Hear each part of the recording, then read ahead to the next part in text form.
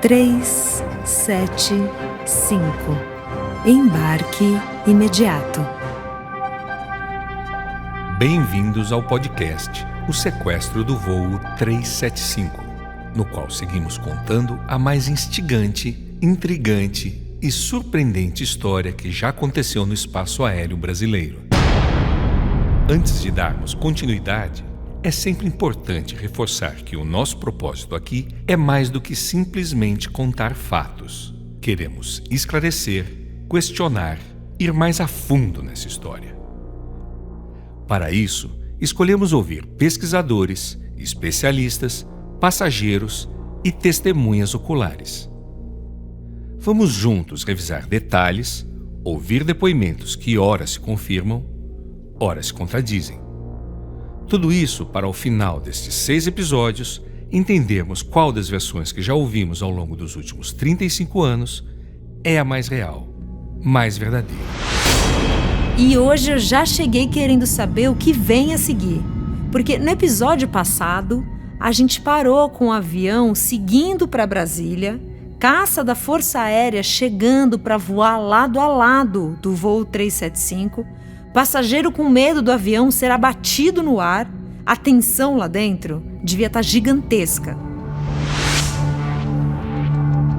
No episódio passado, falamos muito sobre a tensão emocional dentro da cabine com o impacto da morte do copiloto Salvador Evangelista e de como o comandante Fernando Murilo precisou lidar emocional e tecnicamente com esses primeiros momentos. Neste 4º episódio, vamos seguir em frente e adentrar em horas de grande tensão vivenciadas pela tripulação e seus passageiros. Para um melhor entendimento da sequência dos fatos que vem a seguir, tenha em mente que o voo 375 havia decolado de Belo Horizonte às 10 horas e 52 minutos. O sequestro foi anunciado pouco depois das 11 da manhã e o avião desviado para Brasília. Contudo, nem todos os passageiros a bordo tinham a real dimensão do que havia acabado de ocorrer. Pois é, pode até parecer estranho alguém não ter ouvido tiros sendo dados dentro da aeronave, mas isso de fato aconteceu. Quem melhor pode falar a esse respeito é o Constâncio Viana Coutinho, pesquisador e especialista nesse caso. Constâncio, você que ao longo dos anos talvez seja a pessoa que mais conversou com passageiros que estiveram a bordo do voo 375, explica pra gente, como isso é possível? Então, conversando com os passageiros, os únicos que conseguiram perceber que realmente já tinha alguém, já tinha o copiloto ou o piloto estava morto, eles acharam que um dos dois tinha morrido, foi exatamente a Cida, a enfermeira. Ela estava na frente, uma das poltronas da frente, e ela percebeu em algum momento que naquele tiro alguém tinha morrido. E ela ficou observando aquilo, e ela viu que realmente tinha alguma coisa tinha acontecido ali depois. Porque no momento do tiro, o avião meio que perdeu um pouco de sustentação no ar também. Ele deu uns solavancos, porque o Salvador Evangelista, ele tinha caído sobre o manche do avião e os tiros já tinham desligado também o piloto automático. Então estava tudo manual. Então, assim, os tiros iniciais, né, na porta, vazaram a porta, atingiram o painel e tudo mais. Então, eu falei com alguns passageiros durante o início da pesquisa, né? Antes de gravar com qualquer um, que na verdade eu nunca cheguei a gravar as entrevistas com os passageiros. Mas eu conversei com alguns, com vários, e mantive contato com esses passageiros. E, de fato, alguns sequer tinham noção do que estava acontecendo no início. Só passaram a ter noção de que era um sequestro, que o avião estava tendo algum problema quando iniciaram as manobras. Tinha passageiros que realmente não se tocaram. Não perceberam que tinha algo acontecendo na frente, não ouviram os tiros. A gente não sabe, ninguém sabe explicar como foi isso, porque, de fato, era um barulho alto, né? E não foi um tiro, foram vários tiros. Mas alguns passageiros talvez tenham esquecido, né, da situação, apagado da mente. Mas, assim, de fato, parecia que alguns tinham se esquecido do que tinha acontecido ou de que sequer tinham ouvido algum tiro. Eu acredito, e aí é uma suposição minha, que as pessoas têm ouvido de alguma forma, porque o Raimundo Nonato encheu a porta de tiros. Mas, por outro lado, também acredito que quem estava, por exemplo, lá atrás, distante da ação, fora do corredor, tenha ficado um tanto alheio. E aí eu acho que vale ouvirmos quem estava lá. Humberto Peçanha era passageiro e é ele quem fala agora a esse respeito. Olha, eu não sei quem disse isso, né? Que você... imagine você, vou perguntar para você. Você, numa situação dessa, você não ia perceber um tiro dentro de um avião? Não tem como, entendeu? Eu não sei como alegar esse tipo de coisa, mas não tem como, entendeu? Eu não vejo. Assim como esquecer do que aconteceu, não tem como. Na verdade, houve até um silêncio, né? Porque as pessoas ficaram aguardando, a partir do momento que ele descarregou a arma, naturalmente, e ficou entre a cabine e o acesso.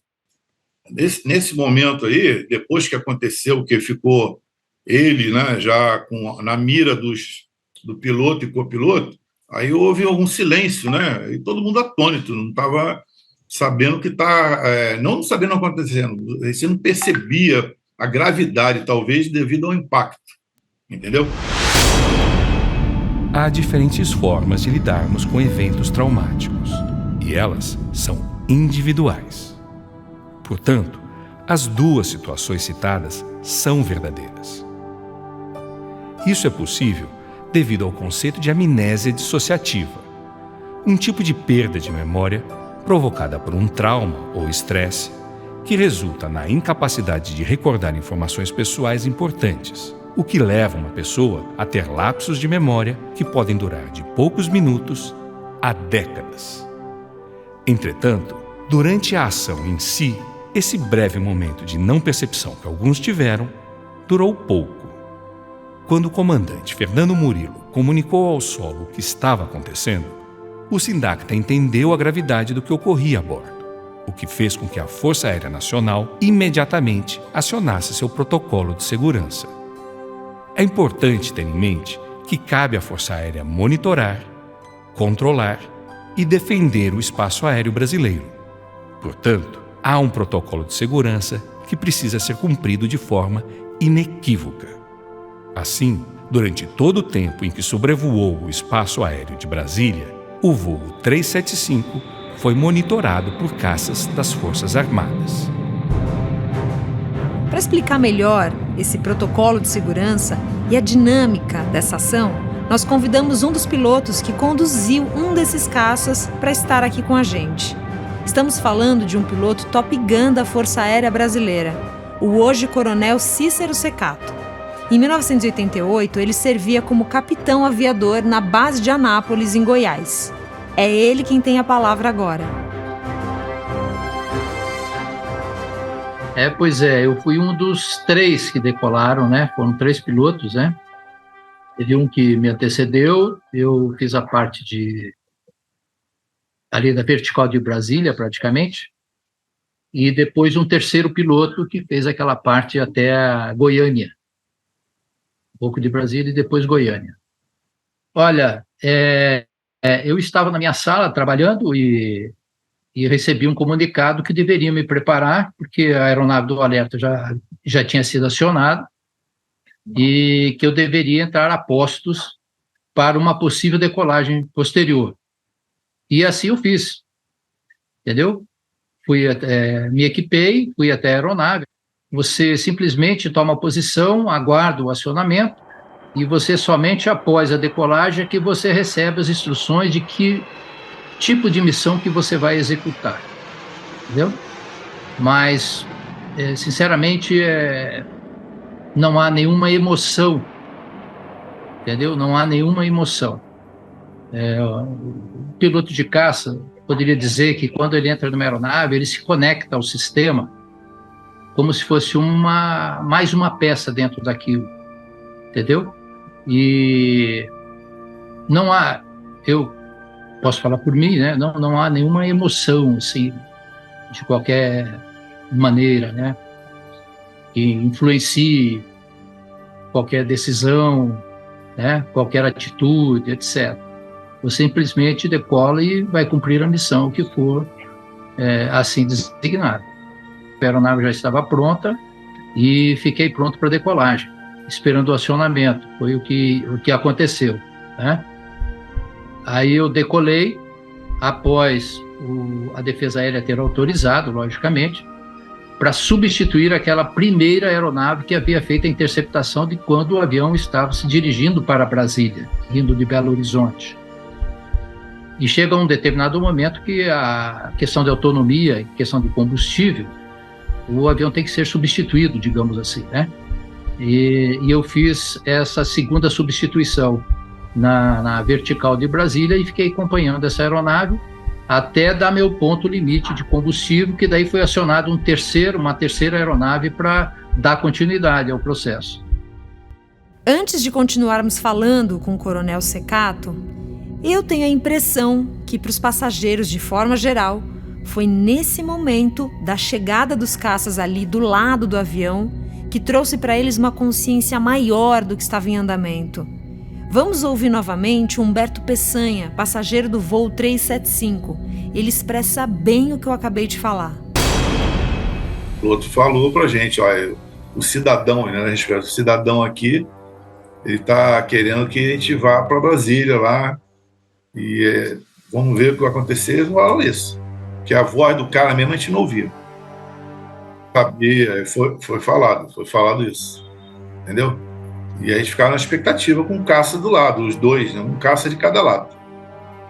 Mas ele não ia deixar jogar o avião em cima do palácio, isso aí com certeza, né? Então aí seria o nosso fim ali, eu acredito. Então eles vão abater o avião. Isso aí não tenha dúvida que eles iam fazer isso. Entendeu? Será mesmo que teriam coragem de derrubar um voo comercial lotado? Porque assim, eu não consigo sequer dimensionar. Mas vamos por partes. Coronel Secato, o senhor, que era um dos pilotos dos caças naquele dia, por favor, pode nos falar sobre qual foi a ordem recebida em relação ao voo 375? Se você decolou é porque tem alguma coisa a ser feita, entendeu? Para eles pode ter passado essa, digamos assim, essa imagem, não é? Mas são várias as missões que nós executamos. E uma delas é de acompanhamento e também de você prestar socorro em voo, que se chama, né?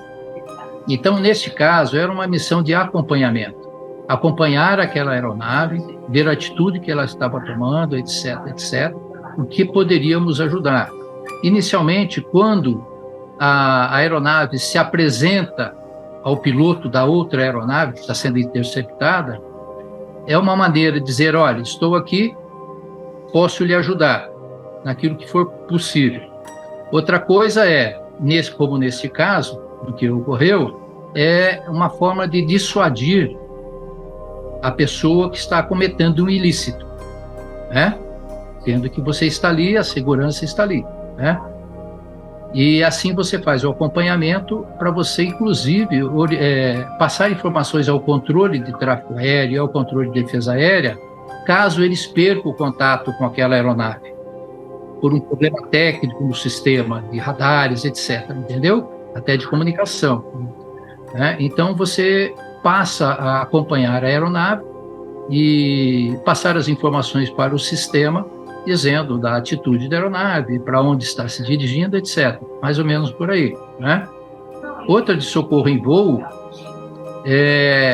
por exemplo, nesse caso, ele atirou na cabine, atingiu alguns equipamentos internos de voo, não é? O que poderia ter acontecido? Digamos que ele tivesse atingido o velocímetro, o indicador de velocidade, que é super importante você ter a indicação de velocidade para você voar e principalmente para você fazer uma aproximação para pouso. É muito crítico, você precisa saber daquela velocidade, entendeu? Então, você quando intercepta e vai prestar um socorro em voo, numa situação como essa, se ele tivesse perdido o velocímetro, você se apresentaria ao lado dele e comandaria em termos de velocidade, informando a ele a velocidade que ele estava naquele avião naquele momento, e quando ele viesse para pouso, ele vir numa velocidade segura E você também acompanharia ao lado, informando a velocidade para que ele possa controlar a aeronave de uma maneira segura, entendeu? Aí ele efetua o pouso e você arremete. Coronel Secato, me permita insistir. O senhor pode nos falar se em algum momento, de fato, houve uma ordem para, em caso de descontrole ou percepção de que a ameaça do sequestrador pudesse ser cumprida, havia uma ordem para abater o avião? Nunca houve essa ordem de abate ou coisa semelhante. Não, nunca houve. As pessoas vão sempre pensar no melhor para todos, entendeu? Em verificar todas as hipóteses daquilo que pode ou não pode ocorrer, né? Cada atitude tem as decorrências positivas e negativas. E, logicamente, que eles levam isso tudo em consideração. Ninguém vai fazer nada por instinto, assim. É muito difícil, né? E desafiador, entendeu? A situação exige muito conhecimento, muito treinamento, muita calma, né? Daqueles que estão tomando a decisão, com calma, pensando, raciocinando, só pensar, raciocinar, né? O que fazer, o como fazer, mas sempre pensando no bem, sempre no bem, entendeu? Isso é o mais importante. O nosso papel, ele é, digamos assim, global, né? No sentido do que fazer, do como fazer. Eu poderia lhe dizer que nós não somos um robô, entendeu? Nós pensamos, nós raciocinamos, nós também temos famílias, etc, etc. Então, a nossa missão, e outras pessoas que nos conduzem também, são pessoas que têm família, têm coração, etc. E a gente precisa analisar todo um contexto, todo um cenário para tomar uma atitude, né? De volta ao avião, os próximos momentos serão de poucas palavras, decisões importantes e tensão crescente. Enquanto a Força Aérea agia, a bordo do voo 375, o comandante Fernando Murilo precisava tomar decisões muito precisas. Estava em suas mãos a responsabilidade de todas as vidas a bordo. O próprio comandante Fernando Murilo, em entrevista que faz parte do acervo de Constâncio Viana, gravada antes do seu falecimento, em 2020, nos conta o que aconteceu a seguir. Quando chegou em Brasília, eu fui para o teto máximo que o avião pode subir, porque eu não sabia quanto tempo ia ter que voar, né? Para economizar combustível, fui para o teto máximo que o avião podia subir, reduzir a velocidade, tudo para gastar menos também, né? Tá aí um outro ponto que a gente precisa entender melhor: o combustível. Qual era a autonomia que o avião, o Boeing 737, tinha? Quem vai nos ajudar a compreender bem esse cenário de tempo de voo versus autonomia é o comandante Fernando Pamplona. Se você bem lembra, ele esteve com a gente no episódio passado e retorna agora. Comandante, o senhor pode nos explicar melhor essa questão do combustível? Até porque, se não me engano, quando uma aeronave decola, há sempre combustível suficiente para alguma necessidade de alternância de pouso, correto? O conceito de avião, de abastecimento de avião é um pouco diferente do de carro. O conceito de carro a gente abastece e vai até chegar ali na reserva, ou um quarto, então você vai procurar um posto e vai abastecer. O avião não é assim.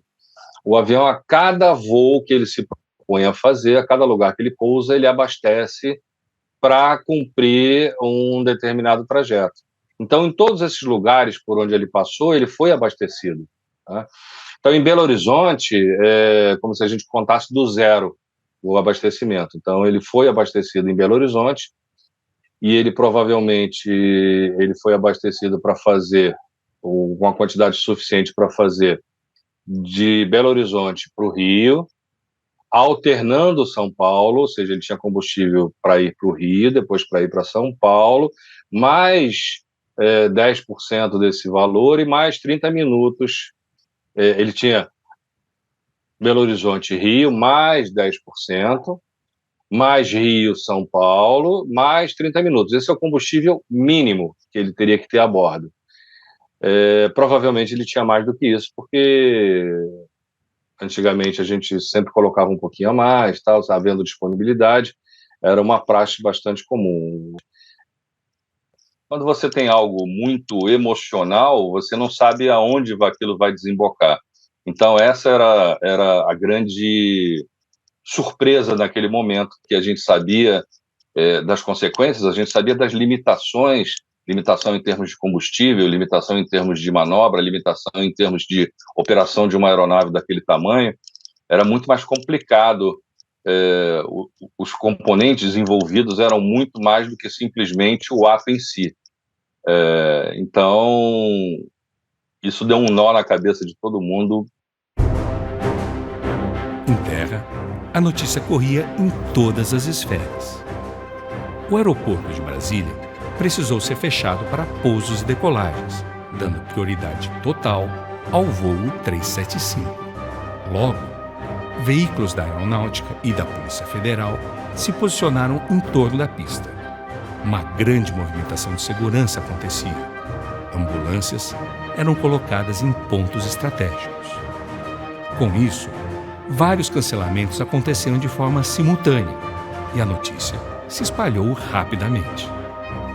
A imprensa também colocou-se a postos no aeroporto e deu início à cobertura ao vivo que chegava à casa das pessoas em todo o país. Nos céus de Brasília, o voo 375 sobrevoava a região escoltado por um caça, totalmente visível à população, que ansiava por mais informações e corria para os veículos de comunicação. E no Palácio do Planalto, ninguém queria falar nada a respeito. Quem nos conta mais sobre isso é o jornalista Álvaro Pereira. À época, era ele o repórter da Rede Globo, locado em Brasília e responsável pela cobertura dos fatos no Congresso Nacional e no Palácio do Planalto. Preste bem atenção como ele destaca que os jornalistas estavam no Palácio do Planalto, o local de maior ameaça. Eles permaneceram lá durante todo o tempo. Então havia uma recomendação geral de que ninguém deveria aparecer, ninguém deveria dar entrevista. O porta-voz, na época, era o jornalista Fernando César Mesquita. Eu tenho a impressão que era o Fernando César Mesquita. E muito provavelmente eu conversei também com o Fernando César Mesquita. Então eu tenho a impressão que aquelas informações que eu consegui foram aí dessas duas fontes, Ronaldo Costa Couto e Fernando César Mesquita. Não deixavam nem a gente subir ao terceiro andar onde ficava o gabinete do presidente. Então, a imprensa toda ficou ali entre a sala de imprensa e o terceiro andar, e ali cercando elevadores, sabe? Entrada, saída de pessoas. O presidente se recolheu mesmo, né? E naquele dia não houve praticamente cobertura da agenda do Palácio do Planalto. Então, cheguei ao final do dia sem ter uma imagem, sem ter uma entrevista, apenas com aquelas informações corriqueiras de bastidores que eu consegui sobre como é que o presidente havia sido informado, né, as reuniões que ocorreram nos bastidores, mas tudo muito no bastidor. O presidente Sarney não quis se expor em nenhum momento, não quis colocar a cara, não quis vincular a imagem dele ao episódio. Mas foi um dia extremamente fechado para a cobertura no Palácio do Planalto. Normalmente já tinha, né, um grande número de repórteres credenciados para a cobertura no Palácio do Planalto. Eu tinha o duplo credenciamento no Congresso e no Palácio, mas naquele dia, além dos credenciados normais, havia a mídia curiosa, né? Aquela mídia que chega na hora e se credencia na hora. Então, tinha muita gente acompanhando. Mas a gente também tinha o cuidado de saber onde é que estava o avião naquele momento. Assim, não havia, sinceramente, a crença de que o fato pudesse ocorrer de fato, sabe? Ficava aquela incredulidade, né, em relação às ameaças feitas pelo Raimundo Nonato, e não sei, por algum motivo, a gente não acreditava que aquilo fosse efetivamente se concretizar, não, sabe?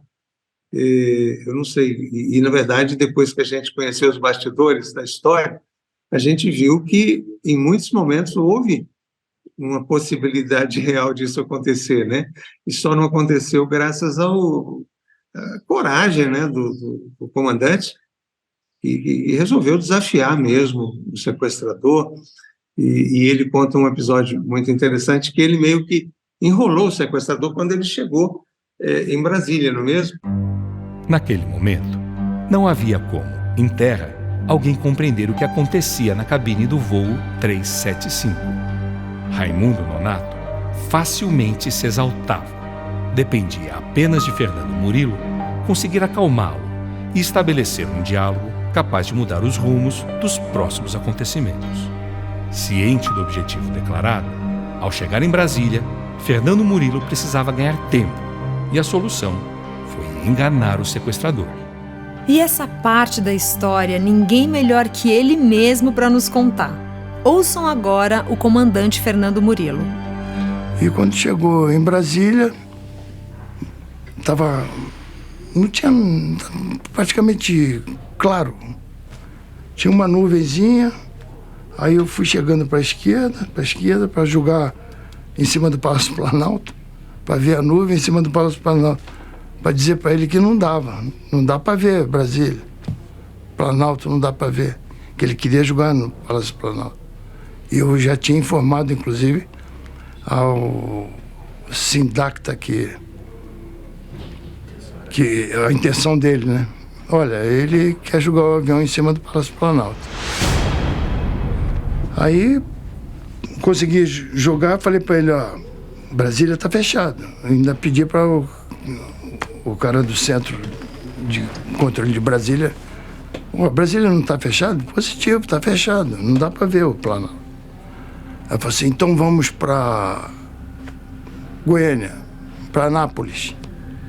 Aí eu fui para Anápolis. Mas antes de ir para Anápolis, eu estou vendo os jatos F-5, Mirage, passando. Eu falei assim, meu Deus do céu, o negócio agora ficou feio. Qualquer coisa aqui deve pegar para o meu lado, porque cheio de caça aqui. Aí eu fui para Anápolis. Cheguei em Anápolis, cavoque, não tinha uma nuvem no céu. Não daria para dar uma desculpa para ele que não dava para pousar. Mas chegou em cima de Anápolis, ele falou assim, não, vamos para Goiânia. Aí eu fui para Goiânia. Só que o combustível estava já acabando. Eu saí de Belo Horizonte para ir para o Rio, e caso tivesse fechado, eu ia para São Paulo, né? Eu já estava voando já há um tempão. Aí o combustível estava acabando. Eu falei para ele, olha, qualquer hora dessa vai parar o motor, porque o combustível está acabando. Mostrei para ele os indicadores de combustível, onde estavam, né? E com a situação que estava. Aí ele falou assim, não, vamos para Goiânia. Eu falei, tá legal. Aí fui para Goiânia e já comecei a descer. Eu falei assim, eu vou descer um pouco mais, porque eu sei que de Goiânia eu não vou passar, porque eu vou cair no meio do caminho. Meu Deus! Ele realmente conseguiu tirar o avião de Brasília no papo e confundir o Raimundo Nonato. E aí, se de um lado eu penso, uau, que sagacidade é do Fernando Murilo, que inteligência e presença de espírito, por outro me dá aquela sensação de desespero, quando eu ouço ele dizer, com todas as letras, que era uma questão de tempo o avião cair por falta de combustível. A essa altura, dentro do avião, todos já sabiam qual era o objetivo de Raimundo Nonato. E, se à medida que sobrevoavam Brasília não sabiam o que esperar, ao perceberem que a aeronave estava se afastando da cidade, entenderam que caminhavam para algum outro desfecho. Já era possível sentir um dos motores falhando. Era o tempo entrando em contagem regressiva. E no próximo episódio, inesperadamente, o comandante Fernando Murilo toma a mais radical das decisões. Ouça um pouco do que vem a seguir, com a palavra Constâncio Viana. Aí já estava mostrando para ele que estava acabando o combustível, eles já estavam rodando há muito tempo. E aí nessa, ele concordou em ir para Goiânia. Só que o motor já estava falhando, uma das turbinas já estava falhando, e aí ele falou, não, vou para São Paulo. Aí o Murilo falou, não dá para ir para São Paulo, né, mesmo? Ou vai morrer, ou a gente pousa agora, vai morrer todo mundo. Dentro do avião, todos acreditavam que iam morrer. Os passageiros relatam como foram esses momentos de pânico. Serão eles quem nos contarão. O Fernando fez uma coisa que foi a coisa que mais me deu medo, se você quer saber. Parece que ele subiu o avião e de repente o avião caiu. E dizem que um avião daquele não é possível fazer porque foi feito. Pelo menos eu li sobre isso, né? O comandante Fernando Pamplona também estará conosco. Por isso é que eu digo que o Murilo não foi só um herói pela técnica que ele utilizou, pelos recursos que ele utilizou. Ele foi um herói emocional. Prepare-se para o 5º episódio, Momentos Decisivos. Na próxima quinta-feira, dia 26 de outubro. Não perca. Até lá. O Sequestro do Voo 375 é um podcast original produzido pela WN Produções. Eu sou a Lisandra Cortez e, assim como você, eu quero saber tudo sobre essa história. Por isso pergunto, tiro dúvidas e agito esse podcast. A narração fica por conta de Mário Souza Lima. O roteiro é de Zahri El Malek, que também faz a produção, as entrevistas e pesquisa para cada episódio.